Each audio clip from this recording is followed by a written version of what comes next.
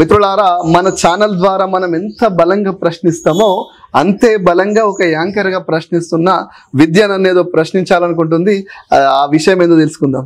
Sir నమస్తే sir. ఈ మధ్యలో TS24 ఛానల్ లా కవిత మీద ఘాటైన విమర్శలు చేస్తున్నారు. మన చింతమడక ఇష్యూ గానీ, అంతకన్నా ముందు కవిత పెట్టిన ప్రెస్ మీట్ లా గానీ ఘాటుగానే విమర్శలు చేశారు.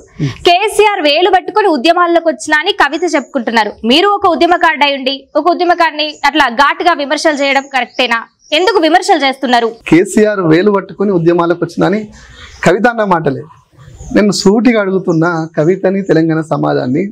కేసీఆర్ చీట్కనే వేలు పట్టుకొని ఉద్యమంలోకి వస్తే కేసీఆర్ లెక్క ఉద్యమ కేసులు కావాలి. ఈమె మీద అయిన కేసులు ఏంది? సారా కేసులు, లిక్కర్ కేసులు. తెలంగాణ సమాజం ఆడపిల్లలు చేసే కేసేనా ఇది? దందానేనా ఇది? సారా దందా చేస్తారా?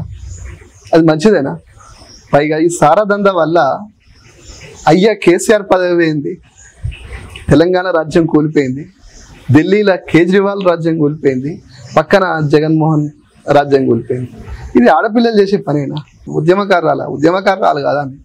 ఉద్యమం నడుస్తున్నప్పుడు ఉద్యమం పేరు మీద దందాలు, సెటిల్మెంట్లు చేసిన ఒక చిన్న జీవి మాత్రమే. ఇన్ని రోజులు కేసీఆర్ బిడ్డగా ఉండి మనం అందరం గౌరవించుకున్నాం.